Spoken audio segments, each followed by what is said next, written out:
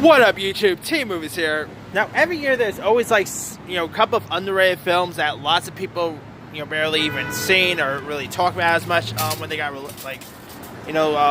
these are really films that came and went without people really talking much about them, and a lot of people probably do not even know what a lot of these movies I'm about to list are. And there's some really good very underrated gems in this list. So, with that being said, here's my 10 most underrated films of 2019. Coming in at number 10, it is the recent action film, Cold Pursuit. Now, this movie did not do so well in the box office, and it should have done much better.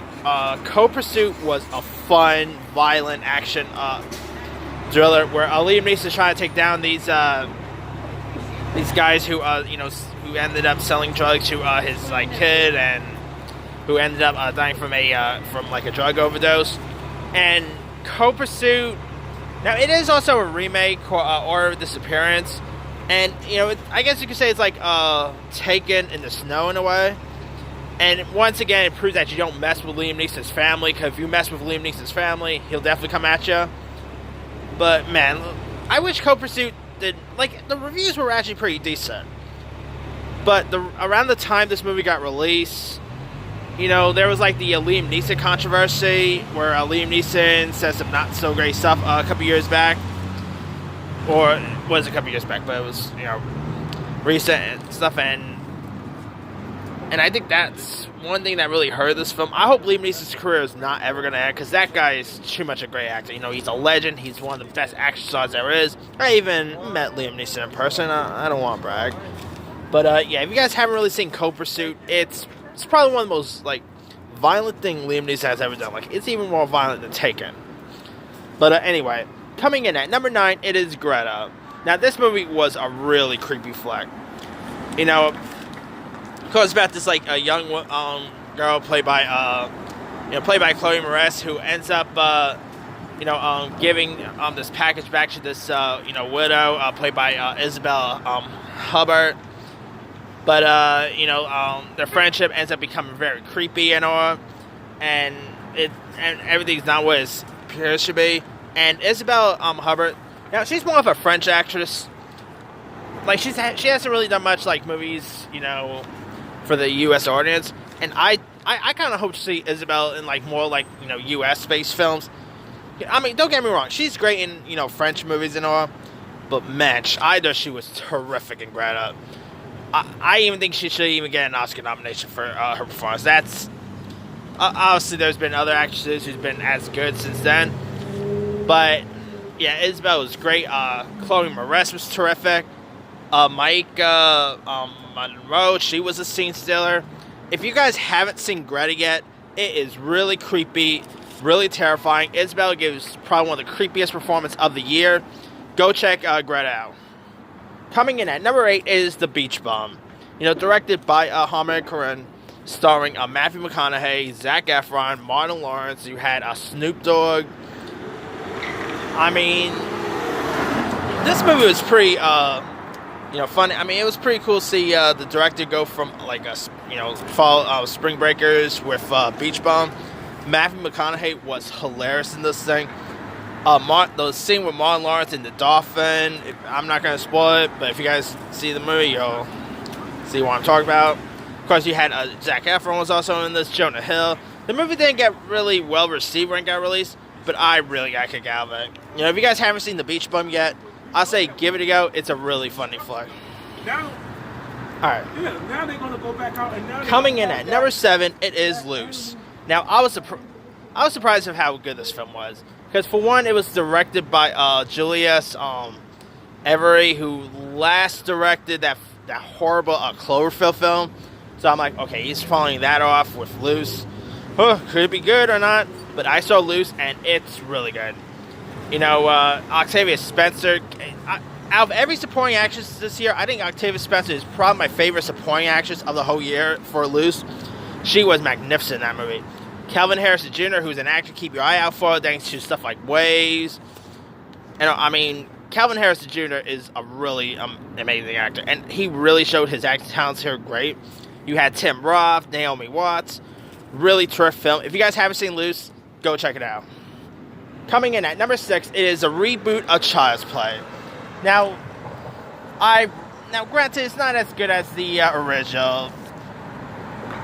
Yeah, it's nowhere near as good as the original.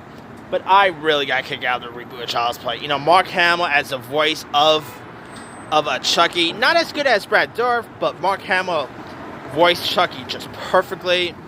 Aubrey Plaza was great. The one that plays like the kids in this was all good. Brian Tyree Henry was amazing. It had some great kills, some great scare moments. Yeah, I mean, very different than the original Child's Play, but it's actually much better than it had any intentions to be. So, and I'm still hoping we'll see a sequel, but the film didn't do so well. So, all right, coming in at number 5, it is another horror film, and that is Ready or Not. Ready or Not was much better than it had any intention to be. You know, of course, you had Samara Weaving, who, of course, I'm still convinced is, maybe Margot Robbie's a doppelganger. But either Samara Weaving was really great in this. The movie was really bloody. It was gory. Much gorier than I expected. And it's from the same directors who did Devil's Due. Get through our head stays. Anyway. Yeah, this is definitely one of the most original concept for a horror film I saw a year. Tragically, the movie just came and gone and didn't really do so well in the box office, and this is definitely one of the poster childs of when people say there's no, Hollywood don't do original ideas anymore, and is that. But if you guys haven't seen Ready or Not yet, it's a really good flick. Coming in at number 4, it is the reboot of Shaft.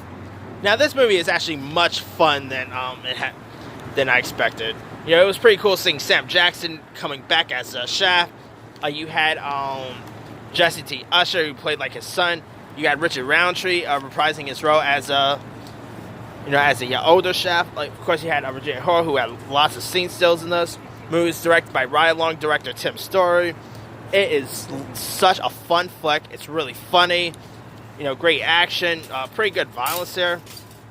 And tragically, the film, flopped when it got released, and also it didn't do well with critics as actually, but it was a much better film than critics made out to be. If you guys haven't seen the new Shaft film, it's available now on DVD.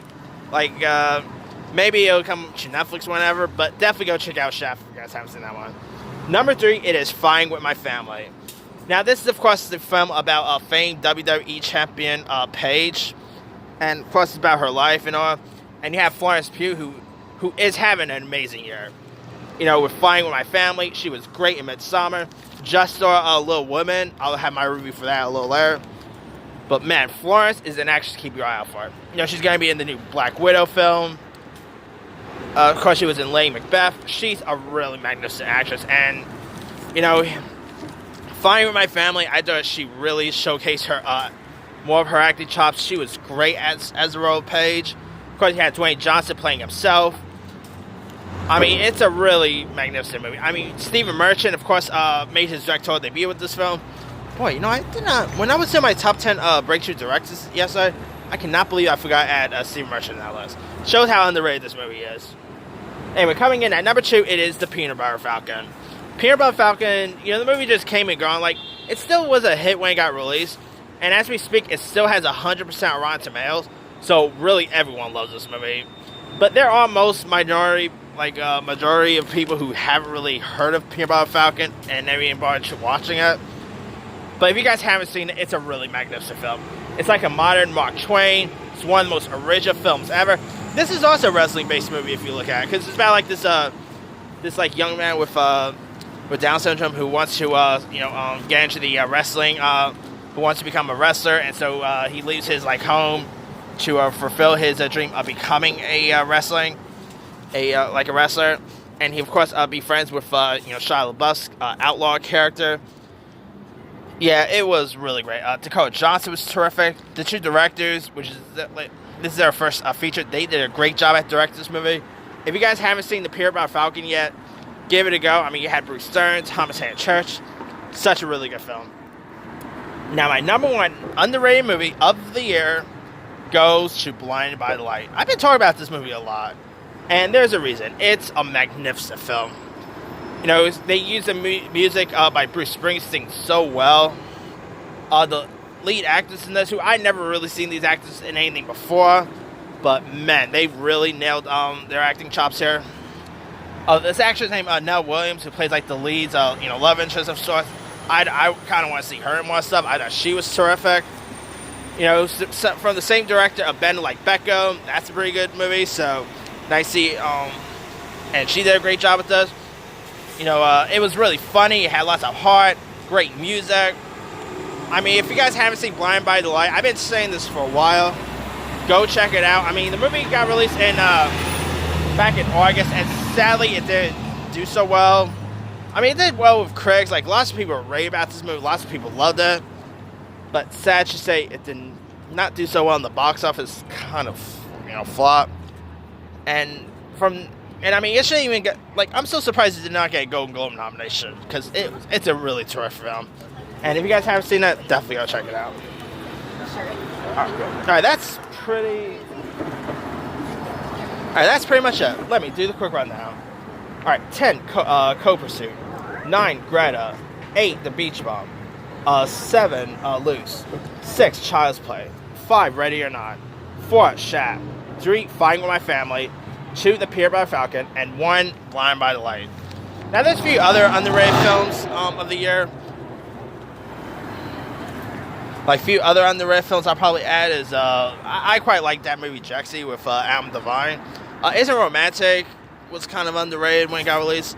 Lego Movie 2 is, like, literally very underrated. I mean, I could go down with a whole list.